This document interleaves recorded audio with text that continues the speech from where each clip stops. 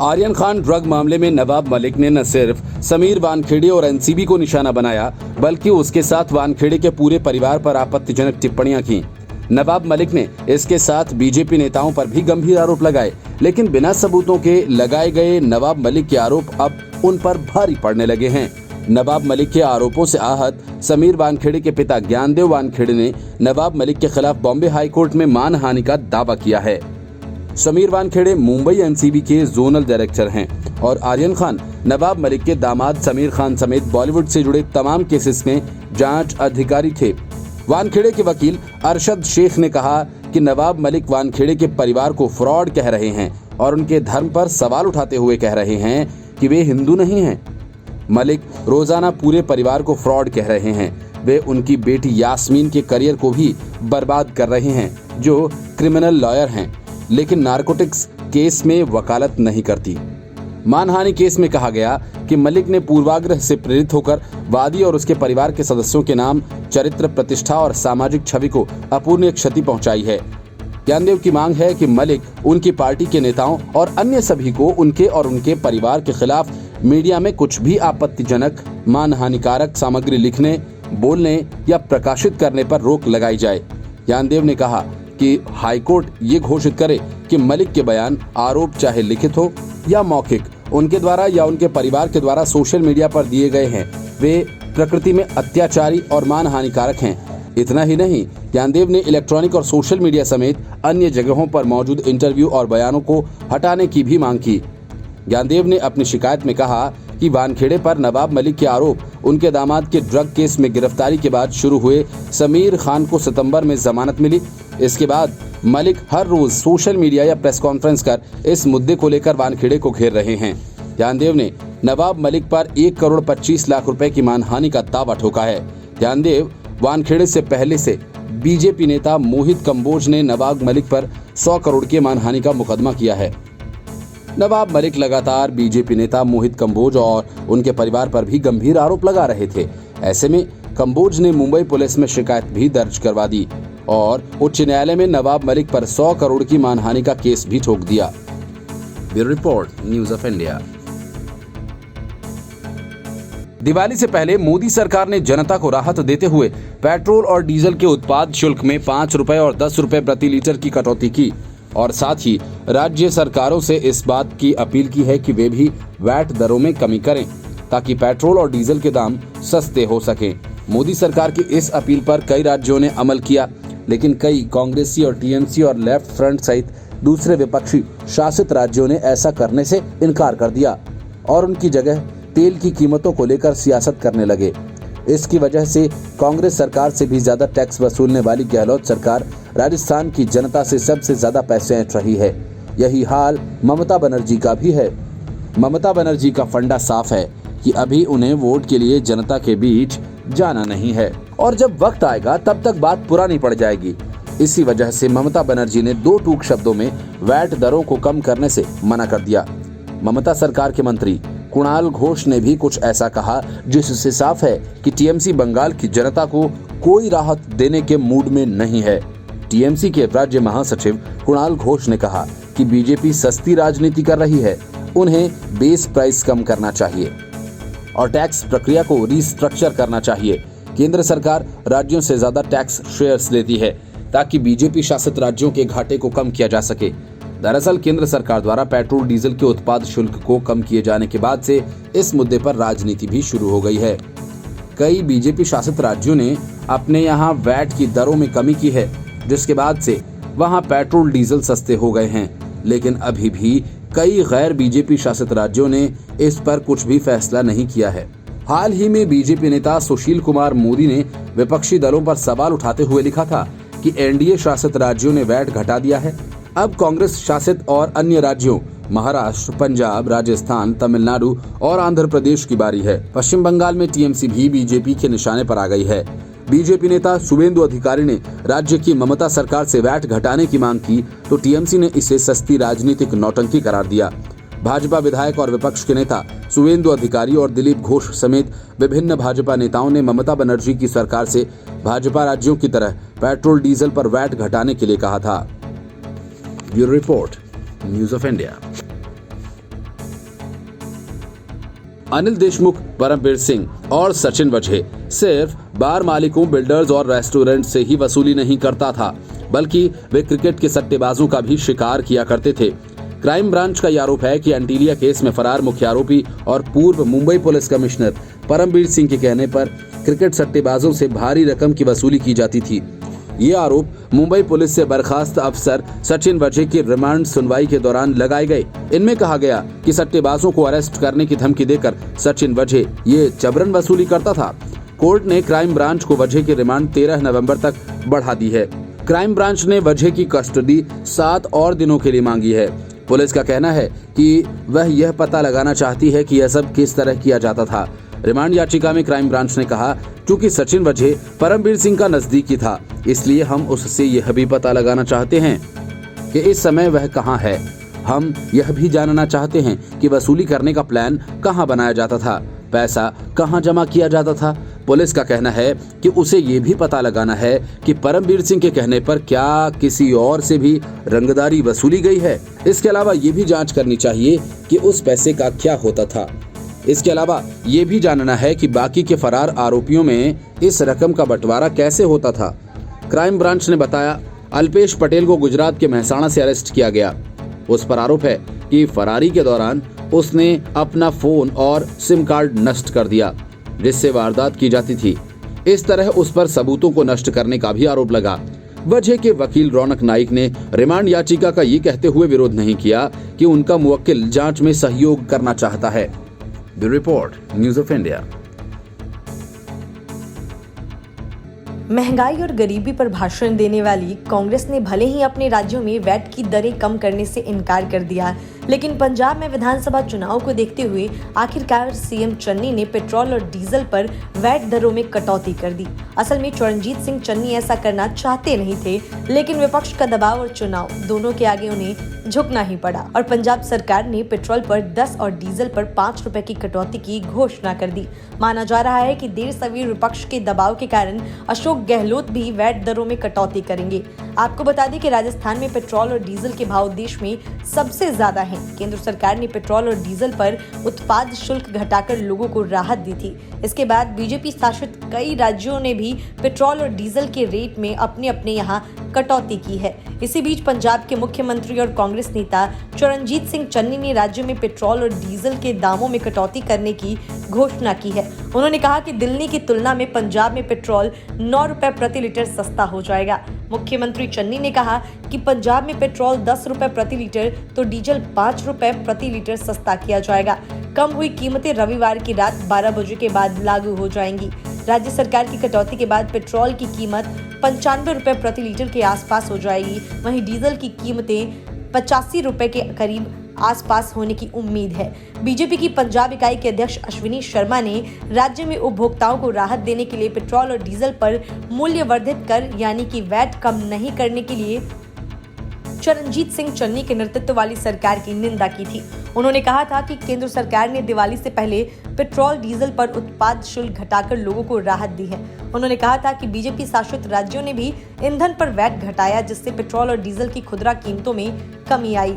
उन्होंने कहा कि पंजाब में कांग्रेस के नेतृत्व वाली सरकार ने ईंधन पर कर कम नहीं किया है। उन्होंने चन्नी के नेतृत्व वाली सरकार पर लोगों को मूर्ख बनाने की कोशिश करने का आरोप लगाया। शर्मा ने एक बयान में पूछा था कि पंजाब सरकार ईंधन पर वैट कम करके लोगों को राहत क्यों नहीं दे रही है। Bureau report, news of India. Aryan Khan cruise drugs मामले में मोहित कंबोज के आरोपों से बौखलाए नवाब मलिक ने पहली बार सुनील पाटिल का नाम तो लिया, लेकिन उसे बीजेपी का आदमी और मोहित कंबोज को पूरे मामले का मास्टरमाइंड बता दिया। होटल ललित को लेकर जो आरोप मोहित कंबोज ने नवाब मलिक पर लगाए, उसे उन्होंने स्वीकार तो नहीं किया, लेकिन इस मामले में पगारे नाम के एक गवाह ने होटल ललित की कहानी उगल दी। असल में पगारे ने जो कुछ बयान दिया, नवाब मलिक ने उसमें अपने हिसाब से नमक मिर्च लगाकर सामने कर दिया। मतलब ये कि पूरे मामले में कहीं न कहीं एक तार नवाब मलिक से भी जुड़ता है। मोहित कंबोज ने नवाब मलिक पर पलटवार करते हुए कहा कि वो आगे होटल ललित की कहानी भी मानेंगे। कंबोज ने कहा कि शबाब, कबाब, नवाब सब साथ हैं। मंत्री नवाब मलिक ने प्रेस कॉन्फ्रेंस कर मोहित कंबोज को इस मामले में मास्टरमाइंड बताया। साथ ही ये भी आरोप लगाया कि मोहित कंबोज पर 1100 करोड़ रुपए की धोखाधड़ी का आरोप है। इन आरोपों पर अब बीजेपी कार्यकर्ता मोहित कंबोज ने जवाब दिया है। कंबोज ने दावा किया कि मलिक के पास 3000 करोड़ रुपए की संपत्ति है। उनके पास कुर्ला में जमीन और जुहू में कई प्रोजेक्ट्स हैं। मोहित कंबोज ने नवाब मलिक को डरा हुआ बताकर यह भी कहा कि शाहरुख खान और पूजा ददलानी को डरना नहीं चाहिए और सामने आकर अपनी बात रखनी चाहिए। मोहित कंबोज ने कहा कि मैंने जो नवाब मलिक और सुनील पाटिल के बीच बातचीत होने के आरोप लगाए थे उसे उन्होंने स्वीकार कर लिया। नवाब मलिक ने पूरी बात नहीं बताई, लेकिन वो दोनों मिलते थे और ये रिश्ते आज के नहीं हैं बल्कि सालों पुराने हैं। मोहित कंबोज ने कहा कि मैंने जब पाटिल और उन पर आरोप लगाए तब मलिक अचानक उठ खड़े हुए और मुझ पर आरोप मढ़ दिए। नवाब मलिक ने आरोप लगाया कि कंबोज के शहर में 11 होटल्स हैं और कई संपत्तियां। इन पर जवाब देते हुए कंबोज ने कहा कि मेरा कोई होटल नहीं है, मैं एक बिजनेसमैन हूं, 5 करोड़ का टैक्स भरता हूं। मैंने मलिक की तरह कभी अपनी संपत्ति के बारे में नहीं छिपाया।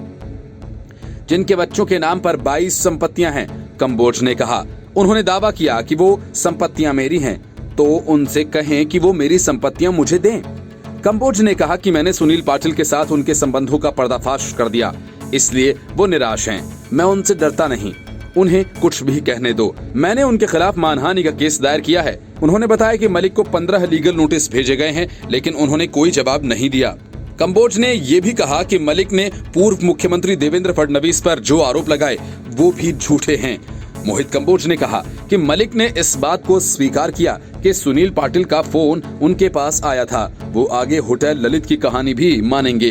कंबोज ने कहा कि शबाब, कबाब, नवाब सब साथ हैं। समीर वानखेड़े का पार्टनर होने के आरोपों पर जवाब देते हुए कंबोज ने कहा कि वो उनसे कभी नहीं मिले हैं। मोहित कंबोज ने सवाल किया कि सुनील पाटिल कहां गायब हैं। उन्होंने कहा कि मैं पिछले 5 साल से होटल ललित नहीं गया हूं। मैं अभी भी पूर्व गृह मंत्री और अजीत पवार पर आरोप लगाया, लेकिन वो उसका जवाब नहीं दे रहे हैं। कंबोज ने दावा करते हुए कहा कि अनिल देशमुख दाऊद के गुर्गे चिंकू पठान से मिले थे, जो म्याऊ म्याऊ ड्रग का धंधा करता है। कंबोज ने कहा कि मैं ये लड़ाई अकेले लड़ रहा हूं और बीजेपी के प्लेटफॉर्म का इस्तेमाल नहीं कर रहा हूं। उन्होंने कहा कि ये डरा हुआ है मियां, सिर्फ झूठे आरोप लगा रहा है। कंबोज ने कहा कि शाहरुख खान और पूजा ददलानी को डरना नहीं चाहिए और सामने आकर अपनी बात रखनी चाहिए। Report, news of India. Congress की किचकिच किसी से छुपी नहीं है। सिद्धू पंजाब में तो कांग्रेस के लिए पहले से ही नासूर बने बैठे हैं। अब दिग्विजय सिंह के भाई लक्ष्मण सिंह अपनी ही पार्टी और प्रियंका वाड्रा और राहुल गांधी को आड़े हाथों लिया। उन्होंने कहा कि राहुल गांधी मिलने के लिए समय तक नहीं देते हैं। उन्होंने कहा, पता नहीं कैसी कैसी निशानेबाजी करके राहुल गांधी कांग्रेस के एक एक नेता को धराशायी कर रहे हैं। असल में भाई दूज के दिन प्रियंका ने राहुल गांधी की एक पुरानी तस्वीर शेयर कर दावा किया था कि उन्हें निशानेबाजी में कई मेडल मिले थे। लक्ष्मण सिंह ने कहा कि अच्छा ये होता कि प्रियंका गांधी अपने भाई राहुल गांधी को भाई दूज के दिन टीका लगाते हुए तस्वीर जारी करती। उन्होंने कहा कि गांधी परिवार ने कभी लक्ष्मी पूजा का टीका करते तस्वीर नहीं जारी की, लेकिन दावा यह किया कि वो सारस्वत ब्राह्मण है। लक्ष्मण सिंह ने सीधे गांधी परिवार पर निशाना साधा और कहा कि वो लोग केवल चुनाव के समय ही हिंदू बनते हैं। उन्होंने भाजपा की तारीफ करते हुए कहा कि ये पार्टी सेवा से सरोकार रखती है, वोटों की राजनीति नहीं करती। जबकि कांग्रेस के बारे में उन्होंने कहा कि वो हिंदुओं की भावनाओं का ख्याल नहीं रखती। राजगढ़ से 5 बार लोकसभा का चुनाव जीत चुके लक्ष्मण सिंह ने कहा कि कांग्रेस वोटों की राजनीति करती है। भाजपा चाहती तो उपचुनाव से पहले तेल के दाम कम कर सकती थी। इसके बावजूद अभी भी कांग्रेस और अन्य दलों की राज्य सरकारों ने तेल के दाम कम नहीं किए। इससे पहले उन्होंने प्रियंका गांधी की तस्वीर पर रिप्लाई करते हुए लिखा था कि बहुत खूब, हम भी निशानेबाज रहे हैं, स्कूल में मेडल जीता था, भेंट का समय दीजिए, मिलता ही नहीं है। अक्टूबर में लक्ष्मण सिंह ने कहा था कि कांग्रेस पार्टी का अध्यक्ष कोई भी बने, जब तक बूथ कार्यकर्ता को मजबूत नहीं करेंगे, नतीजा ज्यों के त्यों ही रहेंगे। उन्होंने पूछा कि मंडल, सेक्टर इत्यादि बन गए हैं, फिर भी निर्णय ऊपर से ही क्यों होते हैं। मध्य प्रदेश में हुए उपचुनाव में कांग्रेस की बुरी हार हुई है और उसने खंडवा सीट भी गंवा दी है। मध्य प्रदेश कांग्रेस के अध्यक्ष कमलनाथ ने 9 नवंबर को उपचुनाव के सभी प्रभारियों को भोपाल बुलाया है। Bureau report, news of India. Aryan Khan drugs मामले में नवाब मलिक हर दिन एक नया किरदार और एक नई बात सामने रखते हैं, जिसका निशाना एनसीबी समीर वानखेड़े पर होता है। हद तो यह है कि आर्यन खान की गिरफ्तारी का अब नवाब मलिक अपहरण बता रहे हैं और पूरे मामले को अपहरण और वसूली का एक खेल।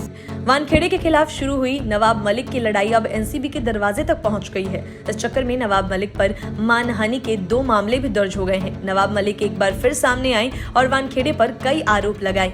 मलिक ने बीजेपी कार्यकर्ता मोहित कंबोज से वानखेड़े के संबंध होने और उनके दुबई मालदीव जाने का दावा किया, लेकिन अब कड़ा रुख अपनाते हुए एनसीबी ने नवाब मलिक से उनके आरोपों के सबूत मांग लिए हैं। सूत्रों का कहना है कि एनसीबी अधिकारियों ने नवाब मलिक से सबूत देने की मांग की है, लेकिन नवाब मलिक के आरोप लगाने के तरीकों को देखकर लगता नहीं कि वो कोई सबूत एनसीबी को देंगे। नवाब मलिक ने एक गंभीर आरोप लगाते हुए दावा किया कि शाहरुख खान के बेटे आर्यन का किडनैप किया गया था और फिर फिरौती मांगी गई थी। उन्होंने इस मामले को अपहरण और फिरौती का केस बताया। इतना ही नहीं, मलिक ने यह भी दावा किया कि वानखेड़े आर्यन की किडनैपिंग की साजिश का हिस्सा थे। इन आरोप पर एनसीबी अधिकारियों ने कहा कि मलिक आरोप लगाने के बजाय अदालत क्यों नहीं जा रहे हैं। उन्होंने आगे कहा कि वानखेड़े सैम डिसूजा के संपर्क में नहीं थे और न ही डिसूजा हमारा इन्फॉर्मर था और सैम डिसूजा का नाम क्रूज ड्रग्स केस में सामने आया था। बताया जा रहा है कि सैम डिसूजा ने ही क्रूज पर ड्रग्स पार्टी होने की जानकारी दी थी, जिसके बाद छापा मारा गया था।